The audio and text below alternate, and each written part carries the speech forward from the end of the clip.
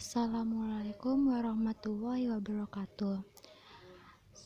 Kami di sini kelompok 6 yang beranggotakan saya, Nisful Hikmah NIM belakang 043, Erika Larasati NIM belakang 051, Isanti NIM belakang 063, Nurmala Indastiani NIM belakang 071, dan yang terakhir Putri Ayomi Madalaksmita NIM belakang 079. Kami akan menerangkan tentang resiko operasional. Saya akan menjelaskan tentang definisi manajemen risiko operasional.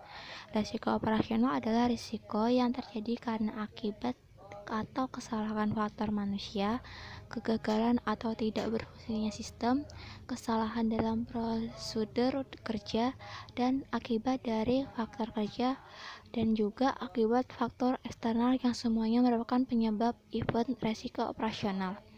Manajemen risiko operasional sendiri adalah tentang kesadaran atau risiko dan tanggung jawab. Semakin tinggi tingkat kesadaran tentang manusia, proses, dan teknologi yang dapat mendukung aktivitas harian, termasuk juga semakin tinggi rasa tanggung jawab untuk menilai dan mengendalikan risiko, semakin kuat juga goncangan karena risiko operasional ini. Selanjutnya akan diterangkan oleh Mbak Erika. Terima kasih. Selanjutnya adalah penyebab risiko operasional. Penyebab risiko operasional terdiri dari 5 macam, yaitu 1. Kegagalan proses internal. Bank menggunakan berbagai proses internal yang diperlukan untuk menjual produk dan jasa kepada nasabah. Dalam setiap langkah proses internal dapat terjadi potensi risiko. Yang kedua, akibat faktor manusia. Sumber daya manusia merupakan aset penting bagi perusahaan, namun juga merupakan sumber risiko operasional bagi perusahaan. Risiko tersebut bisa saja terjadi akibat kelalaian yang disengaja maupun tidak disengaja. Yang ketiga adalah akibat eksternal. Kerugian bank yang diakibatkan dari tindak kejahatan secara sengaja yang dilakukan oleh pihak eksternal. Yang keempat adalah risiko sistem. Sistem teknologi memberikan kontribusi signifikan bagi sebuah organisasi. Namun di sisi lain, sistem tersebut juga memunculkan risiko baru bagi organisasi, seperti halnya ketergantungan perusahaan pada sistem komputer, maka risiko yang berkaitan dengan kerusakan komputer akan semakin tinggi. Yang kelima adalah pemahaman risiko hukum. Risiko hukum adalah risiko yang disebabkan oleh adanya kelemahan aspek yuridis, yang antara lain disebabkan adanya tuntutan hukum pada bank, ketiadaan peraturan perundang-undangan yang mendukung, atau kelemahan perikatan seperti tidak dipenuhinya syarat sahnya kontrak dan pengikatan agunan yang tidak sempurna. Ini adalah pengukuran risiko operasional. Pengukuran risiko operasional dilakukan dengan Risk and Control Self-Assessment atau CSA. RCSA adalah proses manajemen risiko operasional untuk mengidentifikasi dan mengukur risiko operasional yang bersifat kualitatif dengan menggunakan dimensi dampak atau impact dan kemungkinan kejadian atau likelihood. Proses penelitian risiko dilakukan dengan mempergunakan suatu daftar yang berisi butir-butir pertanyaan atau checklist tentang evaluasi tingkat risiko, yang mencakup kemungkinan kejadian, besarnya dampak, dan tingkat efektivitas kontrol. Tujuan RCSA adalah mengidentifikasi dan mendeteksi sumber-sumber risiko operasional yang berpotensi menjadi penyebab penyimpangan atau kegagalan dalam menjalankan aktivitas fungsional.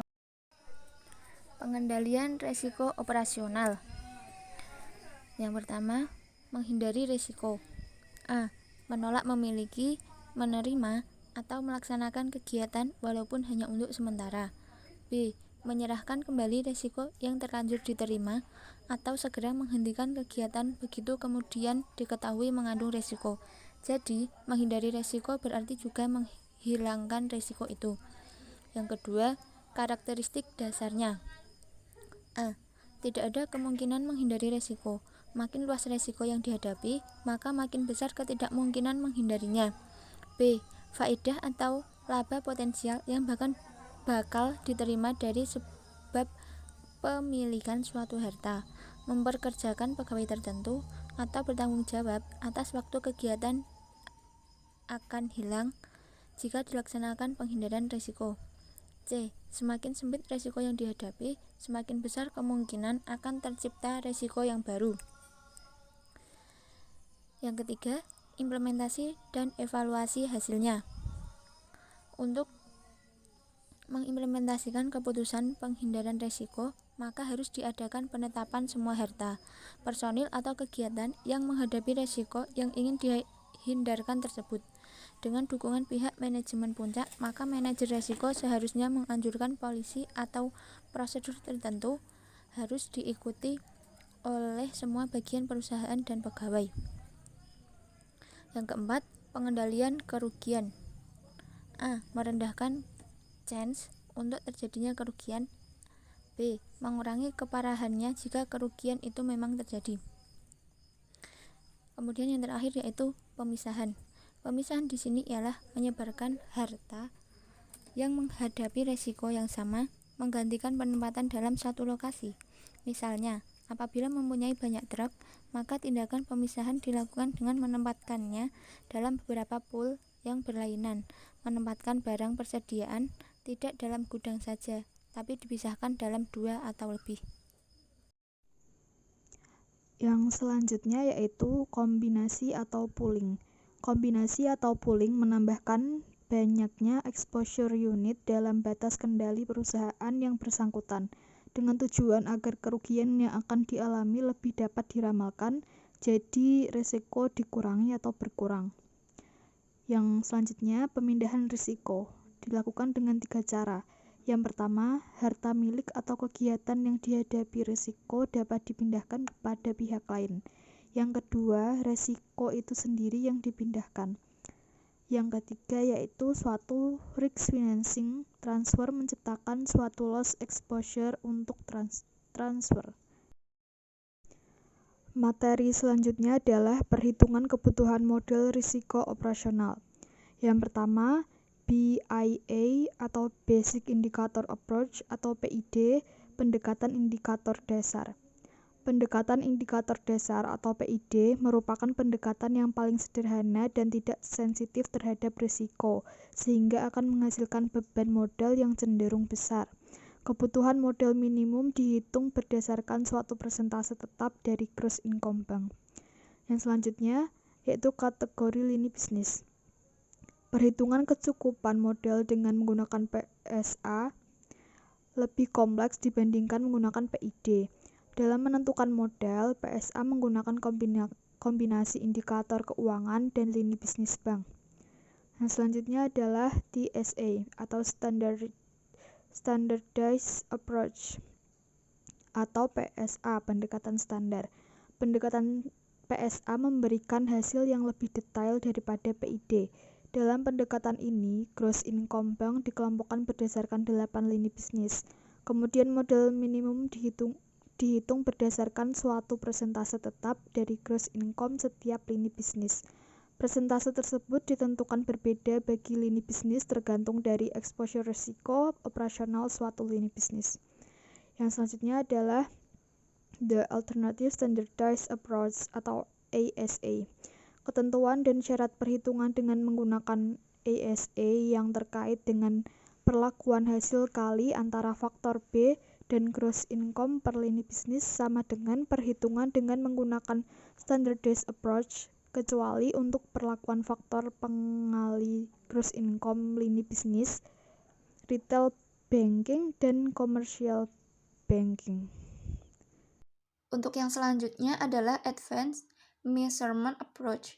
Dalam metode ini, bank-bank diberi kesempatan untuk menggunakan hasil dari sistem pengukuran risiko operasional yang mereka miliki, namun harus dapat memenuhi persyaratan umum, persyaratan kualitatif, dan persyaratan kuantitatif yang ditetapkan oleh regulator untuk menghitung kebutuhan modal minimum. Dengan pendekatan ini, bank diperbolehkan menghitung kebutuhan modal minimum menggunakan pendekatan yang terbagi menjadi 2 jenis. Yang pertama adalah pendekatan berdasarkan data kerugian historis dan indikator exposure. Kebanyakan menggunakan pendekatan kuantitatif dan melihat ke belakang dan ditambah dengan data eksternal yang dapat supply dari vendor spesialis pengumpul data kerugian operasional. Kemudian yang kedua yaitu pendekatan berdasarkan kualitas lingkungan kontrol yang didominasi oleh pertimbangan kualitatif dan lebih bersifat melihat ke depan. Kemudian yang selanjutnya yaitu rencana perubahan perhitungan modal resiko operasional. Komite Basel pada bulan Oktober 2014 mengeluarkan konsultatif dokumen untuk resiko operasional, khususnya cara menghitung kecukupan modal untuk menutup resiko operasional dengan metode Basic Indicator Approach dan Standardized Approach termasuk ASA atau Alternative Standardized Approach. Perubahan ini dikeluarkan karena dirasakan ada kelemahan dengan menggunakan gross income sebagai dasar perhitungan, yaitu asumsi bahwa exposure terhadap risiko operasional meningkat secara proporsional sejalan dengan kenaikan pendapatan bank. Oleh karena itu, diusulkan pengganti parameter yang digunakan menjadi indikator bisnis, dan sekaligus question pengali atau apa untuk BIA dan BITA untuk TSA. Baik, sekian presentasi dari kelompok kami. Apabila terdapat kesalahan kata maupun kekurangan, kami mohon maaf yang sebesar-besarnya.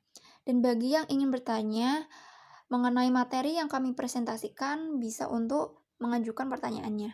Terima kasih. Wassalamualaikum warahmatullahi wabarakatuh.